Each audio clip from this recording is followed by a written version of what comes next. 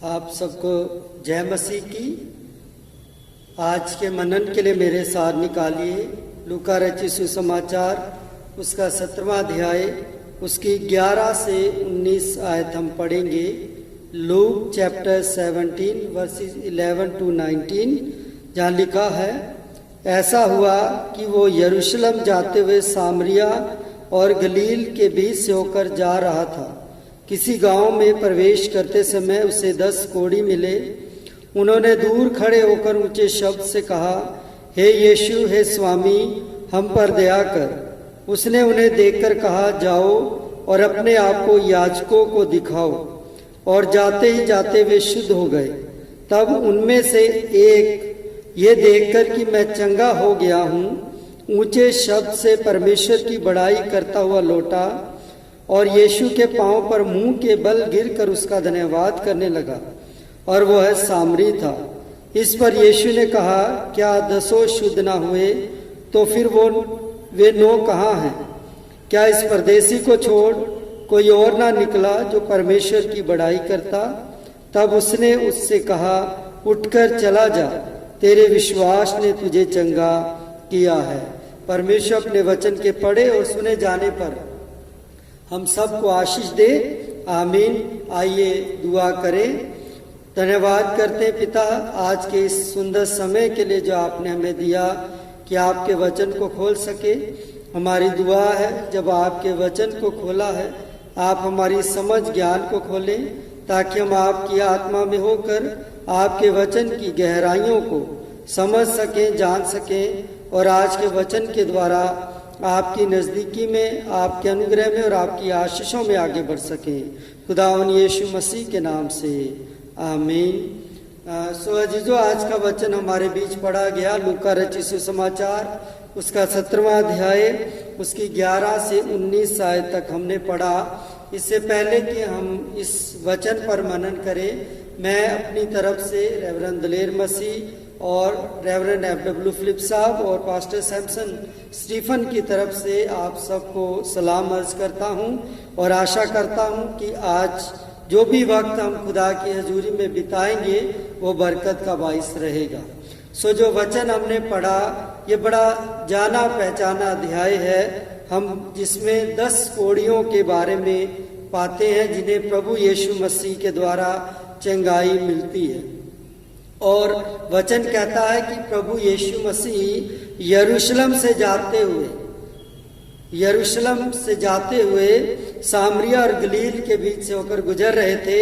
और वहाँ किसी गांव में जब वो प्रवेश करते हैं तो उन्हें 10 कोढ़ी मिलते हैं और वो प्रभु यीशु मसीह से चाहते हैं कि वो उन्हें चंगा करे और प्रभु यीशु मसीह के द्वारा वो चंगाई भी पाते हैं।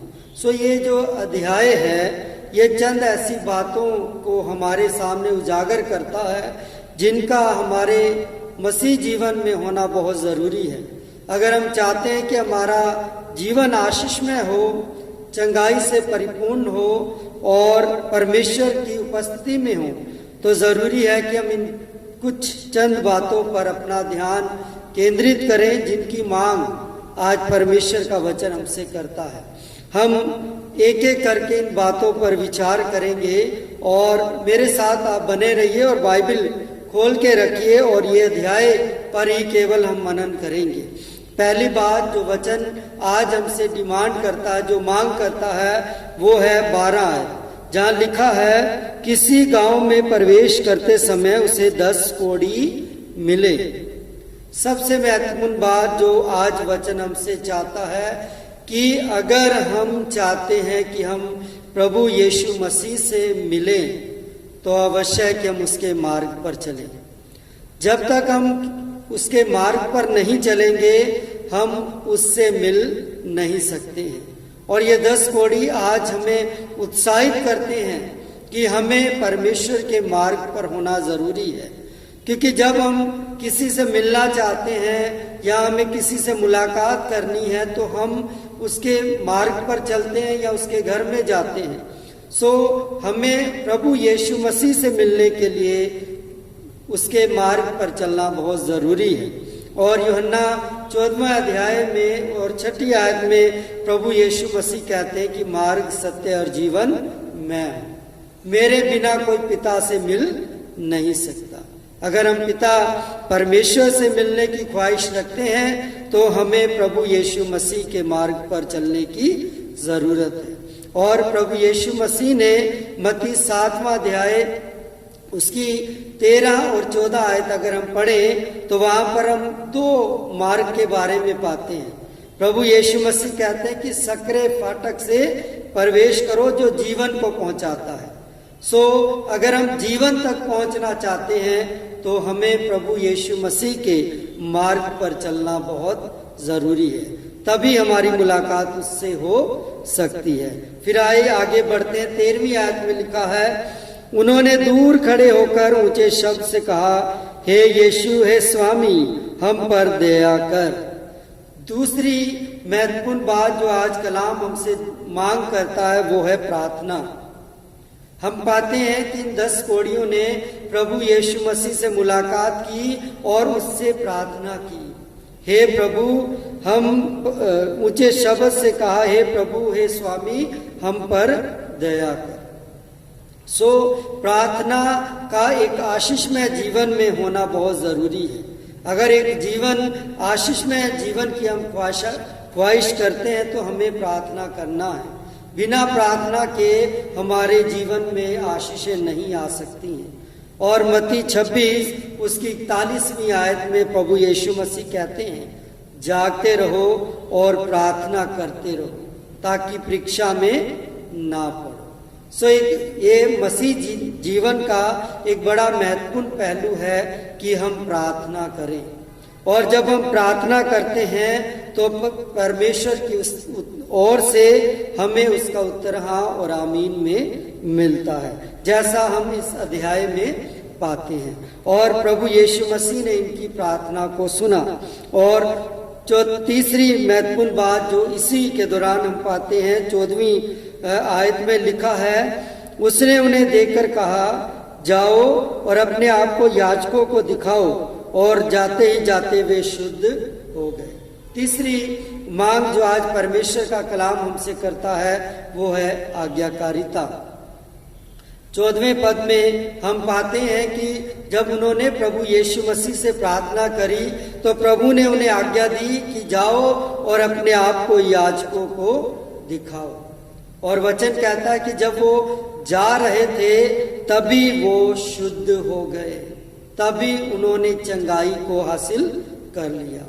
अगर ले व्यवस्था उसका 20वां अध्याय हम पढ़ते हैं तो वहां पर हमें आज्ञा उल्लंघन के दंड के बारे में वचन बताता है। और अगर ले व्यवस्था उसका 26 अध्याय पढ़ते हैं तो वहां पर आज्ञा पालन की आशीषों को हम पाते हैं। और बाइबल के इतिहास में हम उठा के देखें, जिन्होंने भी परमेश्वर की आज्ञाओं का पालन किया उन्होंने परमेश्वर से बहुत अधिक बरकत को हासिल किया। और यूहन्ना 14वां अध्याय और 15 आयत में प्रभु यीशु मसीह कहते हैं, अगर तुम मुझसे प्रेम करते हो तो मेरी आज्ञाओं को मानोगे। और यूहन्ना 15:10 में वो कहते हैं, आज्ञा मानोगे तो मेरे प्रेम में बने रहोगे। ये तीसरी बड़ी महत्वपूर्ण बात जो आज कलाम हमसे चाहता है वो है आज्ञाकारिता। एक मसीह विश्वासी के जीवन में आज्ञाकारिता का होना बहुत जरूरी है। और आज्ञाकारिता हमारे जीवन में आशीषों को लेकर आती है। आइए आगे बढ़े। लिखा 16वीं आयत में पढ़ रहा हूं, लिखा है, और यीशु के पांव पर मुंह के बल गिरकर उसका धन्यवाद करने लगा और वह सामरी था। चौथी और बड़ी महत्वपूर्ण बात जिसे हम अक्सर इग्नोर कर देते हैं, जिस पर हम ध्यान नहीं देते, वो है परमेश्वर का धन्यवाद। हम अक्सर परमेश्वर से बड़ी बड़ी डिमांड्स करते हैं, लेकिन जब परमेश्वर हमारी उन जरूरतों को पूरा कर देता है तो हम उसको भूल जाते हैं, हम उसका धन्यवाद नहीं करते। और जैसा हम 16वीं आयत में पाते हैं कि एक शख्स वापस आया और प्रभु यीशु मसीह के कदमों पर गिरकर उसने प्रभु यीशु मसीह का धन्यवाद किया। और वचन कहता है कि वो एक सामरी था। आज कलाम हमें उत्साहित करता है कि हमें धन्यवादी बने रहना है। धन्यवादी होना बहुत जरूरी है, क्योंकि धन्यवाद देना गवाही देना है। और मत्ती 28वां अध्याय और 18 से 20 में प्रभु ने हमें ये महान आज्ञा दी है कि जाओ और सारे जगत में जाकर मेरे नाम का सुसमाचार प्रचार करो। जब हम परमेश्वर का धन्यवाद करते हैं तो हम उसकी गवाही देते हैं, और जब हम उसकी गवाही देते हैं तब हम लोगों के सामने उसके कामों का सुसमाचार प्रचार करते हैं। सो ये चौथी और बड़ी महत्वपूर्ण बात है जो आज कलाम हमें उत्साहित करता है कि हम सदा परमेश्वर के धन्यवादी बने रहें। हमने 4 बातें देखी। पहला, हम प्रभु के मार्ग पर चले। दूसरा, निरंतर उससे प्रार्थना करते रहें। तीसरा, उसकी आज्ञाकारिता में बने रहें। चौथा, हम सदा उसके धन्यवादी बने रहें। और 5वीं बात जो कलाम हमें 17वीं आयत में वचन बताता है, लिखा है, इस पर यीशु ने कहा, क्या 10 शुद्ध ना हुए तो फिर वे 9 कहाँ हैं? आज हमें अपने आप को पहचानने की जरूरत है कि हम कहाँ हैं। हम कहाँ अपने आप को पाते हैं? क्या हम परमेश्वर के वचन में हैं? क्या परमेश्वर की आराधना में हैं? या हम शारीरिक रूप से इस वीडियो को देख रहे हैं लेकिन आत्मिक रूप से हम कहीं और हैं? अगर इस तरह से हम परमेश्वर की इबादत में हैं तो हम आशीषों के हकदार नहीं हैं। आज हमें अपने आप को परखने की जरूरत है कि हम आराधना में कहाँ हैं, हम चर्च के कामों में कहाँ हैं, और आज हम अपने आप को कहाँ पाते हैं। आज ये सवाल हम सब के लिए है कि वो 9 कहाँ हैं। वो वचन हमें बताता है कि हमें अपने आप को पहचानना है कि हम कहाँ हैं।